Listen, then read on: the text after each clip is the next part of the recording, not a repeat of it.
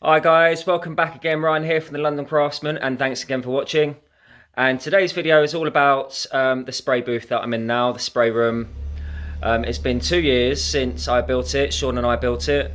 And today's video is just showing you how I use the space, what I've changed, how it's fared over the years, what I'd do differently. And just a little overview for anyone who's looking to build their own little booth. So stay tuned, hope you enjoy, and see you in a minute.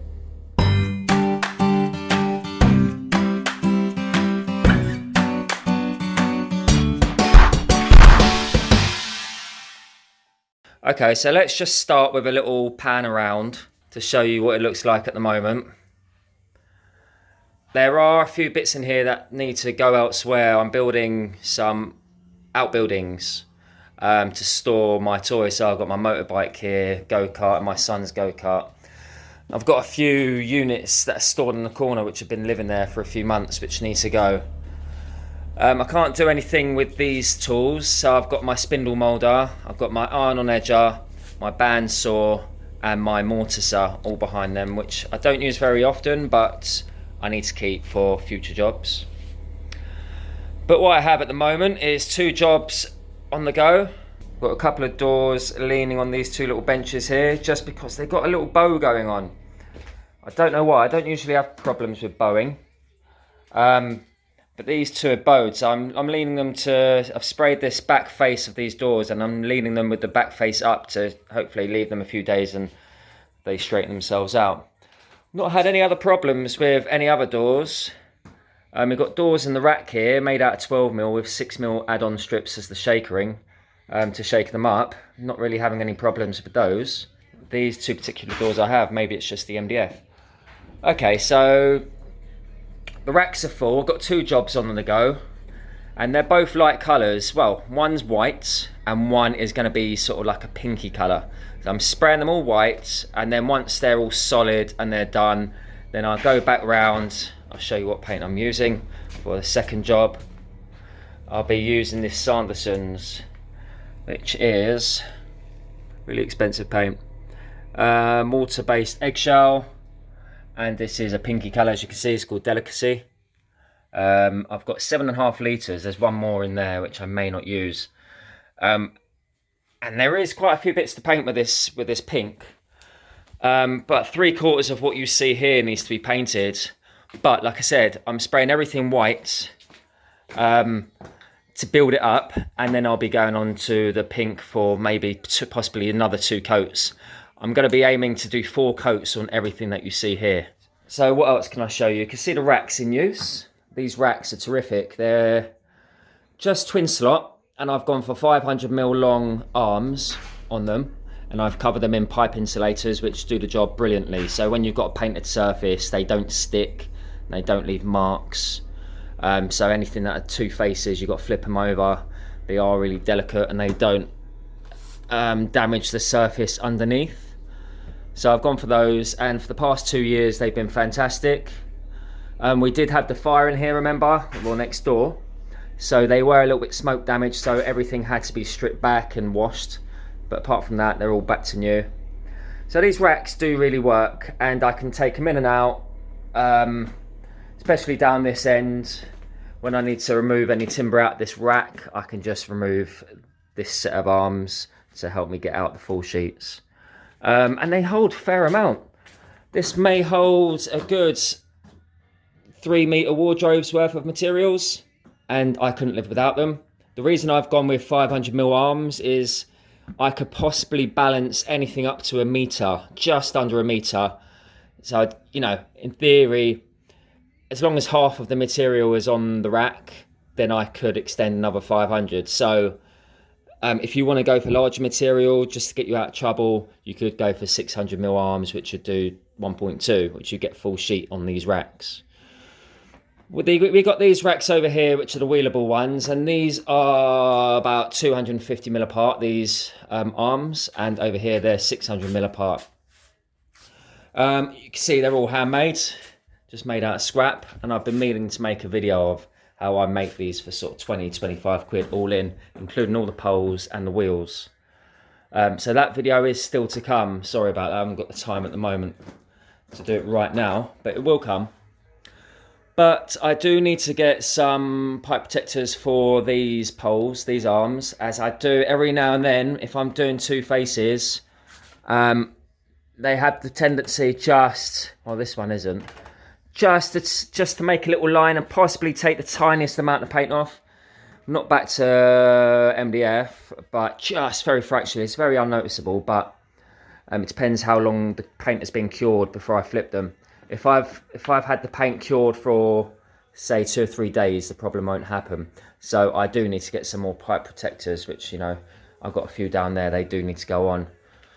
And I just wheel these around where I've got space. Like I said, everything here is in my way. I'm building outside to take these and this bike, so I'm going to get my space back pretty soon. But other than that, it's still a big space. I mean, this room is about 6 meters wide by about, I don't know, 8 meters long. Let me go around and just show you. It's massive. It really is big. It's got nice natural light. It's got about 16, 20 spotlights. 2 windows, so I've got plenty of light.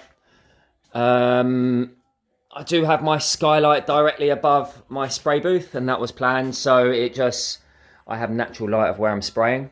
So if you are planning on building your own, take that into account. You know, you don't want artificial light.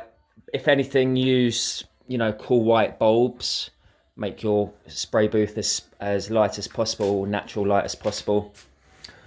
What else? Well, you can see the booth, it's taken its toll. It's all Corex, you know, the floor protection, all of this. And I was thinking to myself when I put it down, well, every 6 months I'll replace it. But 2 years on, it's still holding on. It's, you know, I haven't even got any paint up here. I've been spraying for two years, and you can see where the paint actually sticks. So my point is, hardly any overspray comes off. These fans do a fantastic job of keeping the overspray away. So, well, you can see nothing's been touched. All from this point across, even from here and down, doesn't get touched with the overspray. Nor does above. It's all perfectly fine. No overspray on the ceilings, and hardly any there. All I do is change my filters regularly. So if I'm doing a big job, they'll get changed 2 or 3 times.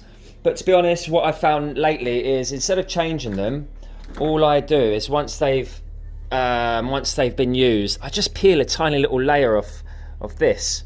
And it comes away as a whole layer, can you see? So when this all gets built up, if I show you here, I just did that just before this video. There's one layer. Yeah, so they get stuck on, matted up. The fans don't work very well. And then I just, as the fans are on, so it's holding the filter sucked on, I just get one hand and just peel that layer off, and then you can hear the difference in the fans. They pick up again. So the fans work really well. I wouldn't change them. They're 400 by 400 and they've got a switch on them. So if you're interested, have a look on my links. Quite a few people have bought these through my links, and I'm guessing they're really happy with them because I've had a couple of people saying that they work really well for their booths. Had no complaints over them. So here we go. I've got my 2 fan speed adjusters there, and I have them both on about 3/4 most of the time. And what I do for my airflow is I open up that window, and this big door gets opened about halfway, and you know, it will suck open a little bit more depending on how much air is flowing through. I do have another vents just there, which is air supply from that corner. And a thought about that was it's sucking in from this end a tiny bit at least. It's going to stop it sucking through these sliding doors, which is the workshop side obviously. That's stopping the dust being drawn in from the workshop and through all the gaps. But it's also creating an airflow here to the fan, so no overspray really can get back onto my racks because of the flow of the air is, you know, getting sucked in from that vent at least. So we've got airflow from here coming this way, and we've got airflow from this side coming this way, all to the fans. And, you know, let's have a look over here. These machines have been here for a long time. So this is probably over about a year of non-use. And you can see there is a tiny bit of overspray, but it's nothing like what you'd get if it was a HVLP sprayer. But the airless, you can see it just comes off. It doesn't get stuck on there because it's all water-based paint. Hardly any overspray at all. I can't say much more about the overspray if I'm talking about HVLP because I don't have experience. I know HVLP creates a lot more overspray, very, very, very fine atomization on the HVLP. So you will get a lot more of a cloud as such. I can't really say if these fans are going to work for the HVLP. You may need to use, not use a filter, just get that fan sucking in as much of the overspray as possible. With these fans, it does block the airflow a little bit. But I can't really say any more than that on the fan side of things for the HVLPs. But I'm still sticking with the 695. That's been perfect in my spray booth. Every time I do a job, I just clean it out. At the moment, I'm running through some silk, which when I do my white finishes, it's wipeable. I know you're probably going to cuss me going, God, you're using some crap paint. But trust me, I've been using this. I've got this in my own front room alcove units. And I've got 2 kids who bash toys all over the units. It gets kicked about, it gets knocked, and it is so tough. 3 coats of this stuff. And it is absolute, like, it's hard as nails. It really is. Take my word for it. When you're spraying with an airless, I just don't do any primers. I do 3 coats of this. And it sticks to the MDF like mad. There is no getting this paint off the MDF. Trust me, it is solid. I know it's not the right way of doing things, but I've tried many, many different methods. You know, I've got loads of different primers up here that I've tried, oil-based, water-based. These acrylic primers. I've got these which are oil-based. And to be fair, this is exactly the same. It's just as tough. I've never had any complaints. I've never had a chip. If I've knocked it, you don't even see the mark. It's that tough this paint is. So what I'm trying to get to is spraying on with my airless. Straight with a top coat works wonders for me. And this is only through the airless, okay? I'm not going, okay, with a brush or a roller. It's going to be the same. Because this pumps out quite thick layer of paint. The first layer sticks like mad and it's quite thick, and then you build up your layers and it's really tough. And that goes with all the paints as well. I've tried it on lots of different types of brands. The Farrow & Ball I've tried, Sanderson's, I've done it that way as well. I use Johnstone's a lot. What else do I use? And yeah, I mean, sometimes, like I said, I know it's only a trade Wicks brand, but it's still fantastic paint through the airless sprayer. Okay, so let's go over other bits in this spray booth. Right, so you've seen the fans and you've seen the sprayer that I use. I do have a turntable which I still use. It's fantastic. All that is like one of those little cooking turntables that you see bakers have. Little plastic thing. See my links for that. Be on my link. And so it doesn't get caked, what I do is I put a piece of material on the top, like a scrap bit of MDF. Like here I've got a bit scrap bit of oak veneer. And that saves the tray from getting mucked up. As you can see, it's in there somewhere, a little round tray. And I just change that every now and then. If I'm doing big panels, then I don't worry. The big panel will go directly on the turntable because the whole piece is covering. But if I'm doing strips, I need to sort of, you can see here where I've been spraying a few other strips. Just be aware that when you do spray strips and you're going for different sizes, as you can see there, I'm not worried about the back sticking. You see a little bit of paint? When you spray one strip, you need to try and put the strip, the other strip, but directly back on an unpainted piece. But it's things that you can get over. It's absolutely fine. You can see all my You can see all my sacrificial pieces, so I spray on top of these.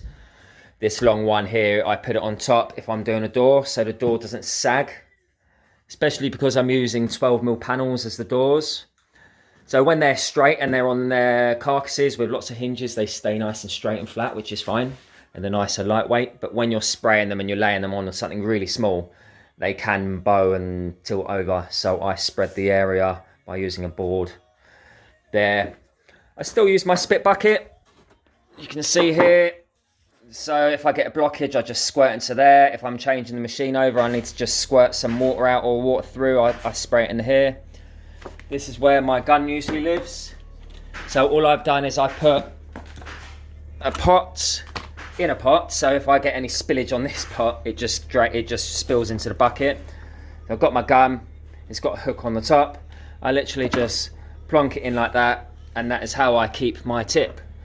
So I don't necessarily, if I'm doing a job over a couple of days, I need to spray over 3 or 4 days, I'll release the pressure on my sprayer. I know you shouldn't keep paint in the sprayer for a long time, but I do for 2 or 3 days. That's the max, 2 or 3 days. But I stop the tip from going all hard. If I've got paint on here, then it just gets dipped in, and just before I use it, you know, if I'm just about to use it for the day, I leave it there to hang and let the water drip off for 5 minutes. Then at that time, I'll open all the doors up, I'll open the windows up and get the fans going to sort of get the airflow going. At the same time, I'll also get the heater on the go. So this is a kerosene fireball heater, so I'll use that to cook. All the materials, I'll have it painting, I'll have it all faced towards the freshly painted materials. Also, before I start, I will try and aim at a pack of unpainted pieces too. So what that does is just heats them up, so as I'm spraying, it dries a lot quicker because the material is already warm.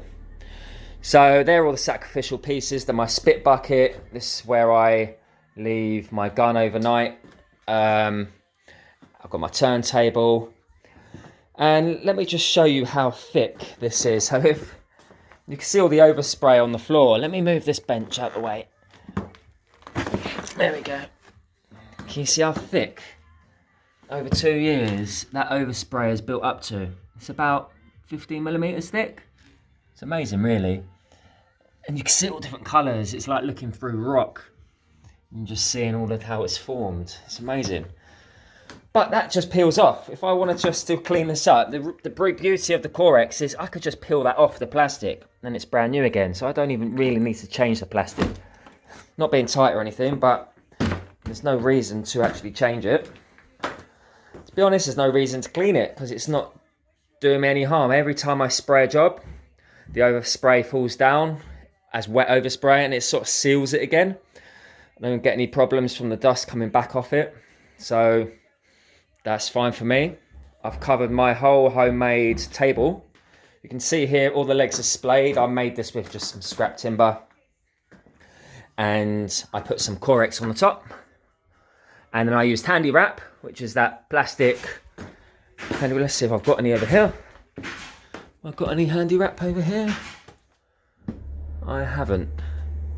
But, you know, it's the polythene. It's a bit like cling film. So I put handy wrap all around the legs, around everything. So in the future, if I ever want to just get rid of that paint, I literally just unpeel it and it's brand new wood underneath again. And then before I start spraying, I'll just protect it again. So what you see here is just plastic being sprayed over just to protect. So that's what I would advise you do, so it doesn't get caked up and unusable after years. What else would I say to do? Oh, this grid is fantastic. And I've got about 3 square meters of it, each square here. You can see it's just, they're divided up into little squares. Each one of those is 500 by 500. So we've got 3 square meters of it in total. And that's fantastic because I thought if I spray and I get a tiny bit of overspray near my boots or I get a little drip and I stand on it, then it's on my boot and I'm going to walk it all over the floor, and then before you know it, I've got footprints everywhere and it's going to look like a pile of crap in here. I'm quite fussy like that. I'll need the workshop and the spray room to look nice and be clean. It would just annoy me if that was just paint everywhere. You can see here, it's very, very minimal. I mean, even though we had smoke damage in here and the floor's been cleaned, this is still 2-year-old Corex down with white duct tape holding it all together. There's no footprints or anything. So this does wonders. So any overspray will hit these grills. Most of it will go through to the bottom. But then as you're walking on it, you know, it just pings off again. So it's back to clean again. Yeah. So I would advise doing that. Just invest. Make it as good as you can. And these, I don't know, they're not cheap. They might be 40 quid a square metre, something like that. But they're worth it.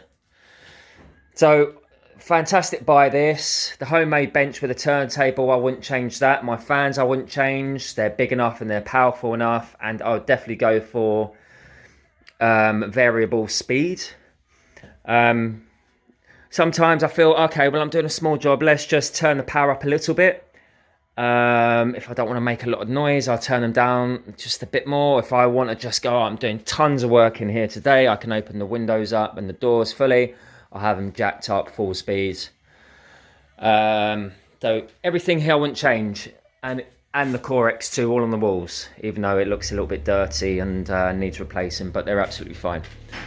The racks I wouldn't change. I've got those about 600mm apart, and the reason for that is if I've got 2.4 metre doors, it can be supported in 5 places. These are slightly smaller, these doors, than 2.4, so they wouldn't reach the next prong. But most doors that I do are 2.4, they would get supported on 5 posts, which is the best really, because you need to support your doors so they don't bow. Especially with trims as well, you know, they're exactly the same. You don't want those to twist and bow. What else is there to show you? There isn't that much more, to be honest. We've got the rack in the corner, which we shouldn't really have in here because it's a little bit dusty. But we do keep on top of all the cleanliness in here. We hoover quite often. We dust down the surfaces and we wipe down all the prongs, all the arms on the booth. We wipe down all the arms on the racks. And these doors work fantastic too. So you can see sliding doors. And they're just amazing, you know. There we go, straight through into the workshop side. You alright, Sean? Alright. Just a little glimpse of what we're doing, an oak veneer job. So anything that comes into this booth over here would ultimately come from this side here, been sanded up. Arris is taken off. Let me show you one piece. So this is oak veneer, obviously is not getting painted, but you can see it's had its treatment. It's had the Arris is taken off with a trimmer. They're nice and smooth. So that's what we would do first. We would just machine everything. We take the Arris off. We sand up to P240. We'll get the blower on the end of the compressor. We've got a compressor that lives in a cupboard.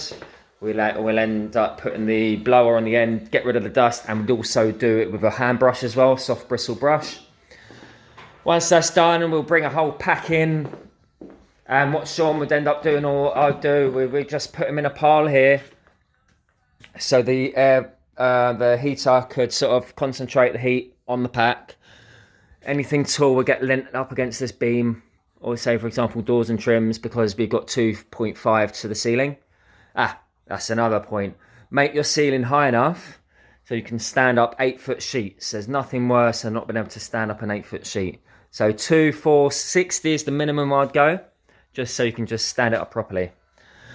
So once all the materials are in, stood up and in a pack, we'd bake it with the heater, get the sprayer, get the gun out, let that drip dry, get the sprayer primed, which at the moment it is, and then we're basically good to go.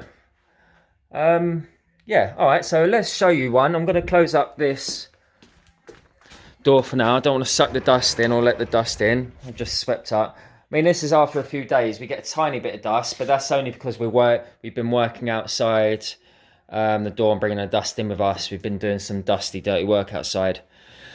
But, okay, let's open this door up. And let's turn these sprayers on. So we've got one socket that does the both,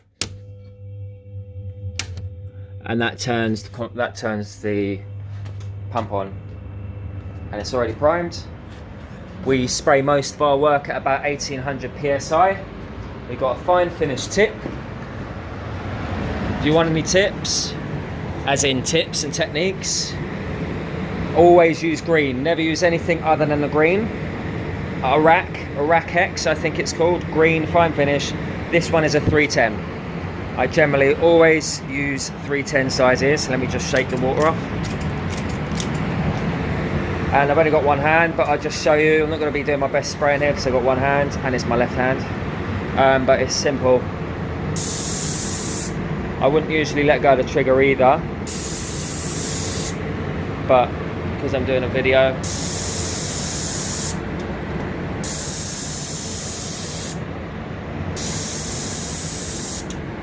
there you go. Solid as a rock. Gone on really thick. Hardly uses any paint. Gives you a nice fine finish with the 310.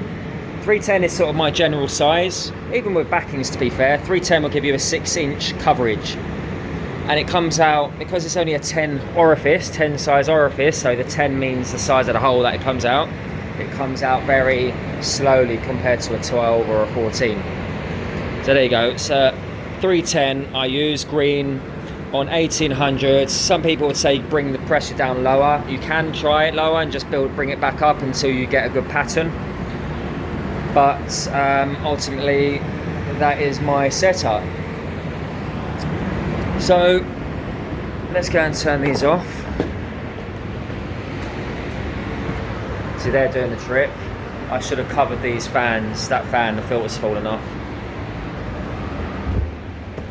Let's turn it off so you can hear me a little bit better. So that's all for today. That's me covered just about everything. If you've got any more questions, just fire them at me. I'm happy to help. I really am. That's what I'm here for. Like I said, this was done 2 years ago, and you can see what it's like, how it's fared.